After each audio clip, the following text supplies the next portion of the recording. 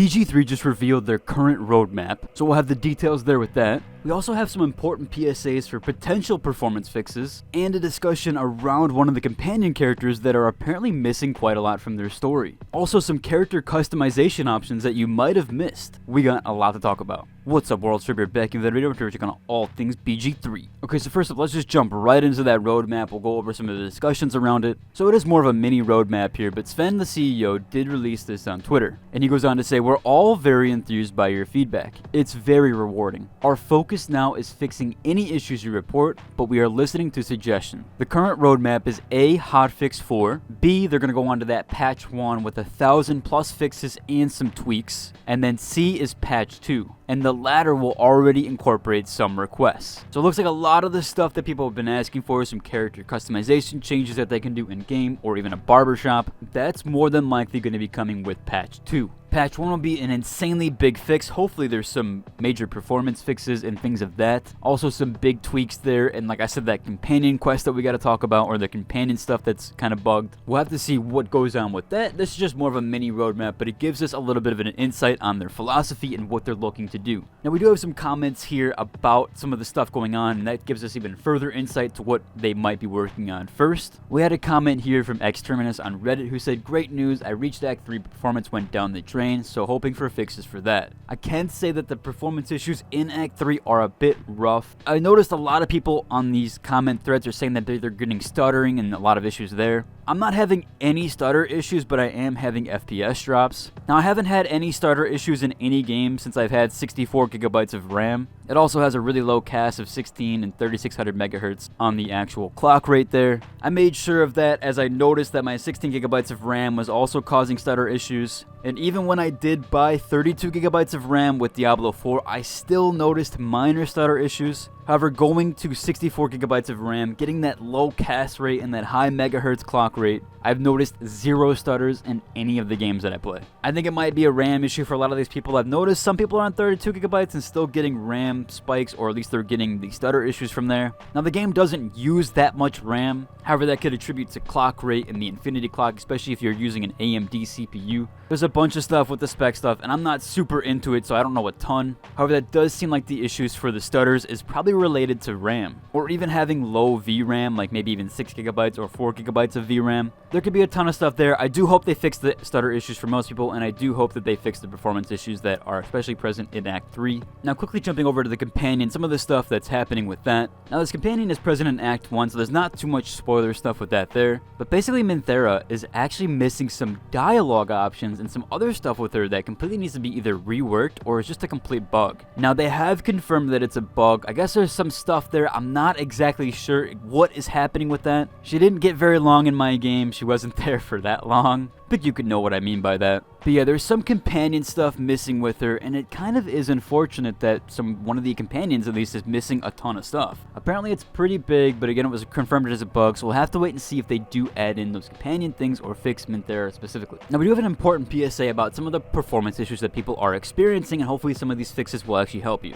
Now again, this post here is from somebody that has 16 gigabytes of RAM, which is the norm, and that's what I had just a few months ago. However, I do think that's probably the majority of the issue here with that, or at least the stutter issues. Now, the FPS drops I do get as well. As I said, with my 5600X, I still get drops down. And even to, yes, the 30 or even 40 FPS, really not 30, mostly 40 and 50 FPS mark, although I normally hover around 60 to 80 FPS in other areas. Now, they said they've done everything except this is what fixed it for them. So essentially, once you load the game up, you're going to head over to the task manager and go over to BG3_DX11, or if it's on Vulkan, it'll probably say _Vulkan, and then you'll set the CPU priority to high. This should help a little bit, as I have noticed that when I do have drops to 50 FPS and 40 FPS, it happens when my CPU is above 50% usage and my GPU is down at like 60 to 70% use. So there's definitely some major utilization on the CPU there. So this could definitely help, although I will say if you do have a 2000 or newer series GPU,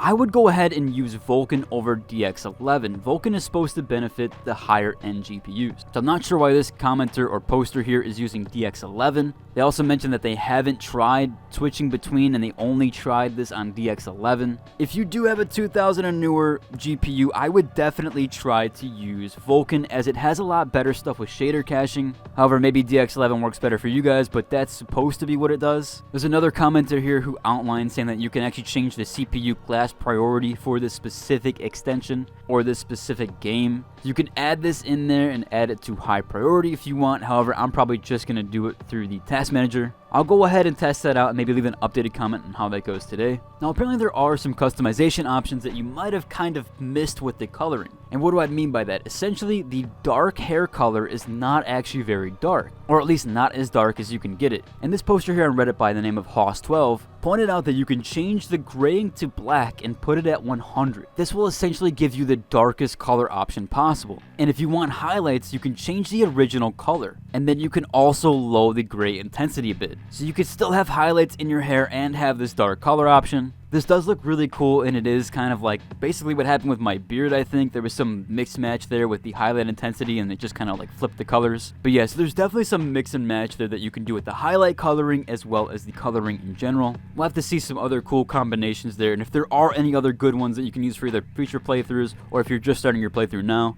I'll be sure to bring those up so that you can have the most custom character that you can make. Now, this item is in Act 3, so if you don't want any spoilers, there is a little bit there, but it's not really like a major item. And essentially this item allows you to basically clean yourself or give yourself that like shower where you don't have all the dirt and grime on you. It's an item called the Reverse Rain Cloak, and it basically just makes you wet all the time. In fact, it also makes a pool of water around you. And if you do have any of the lightning charge gear or any of the gear that like electrocutes the water around you, you could definitely use this in certain scenarios, although I don't know how well it would play out in other scenarios with your companions, or at least doing damage to yourself and others around you. But yeah, it's essentially somewhere in Act 3. I won't go over too many details. If you want to comment and ask where to get it from, and if you are in Act 3, I'll just comment to your reply. That way people don't see any spoiler stuff. I know people get upset about some of the footage being spoilery and things like that. Doing my best of only using Act 1 footage right now, and maybe in like a couple of days or so, I'll probably go on to Act 2. Since it seems like most people are done with Act 1 at least and into Act 2, if not Act 3. We also had the Collector's Edition out in the wild for my last video,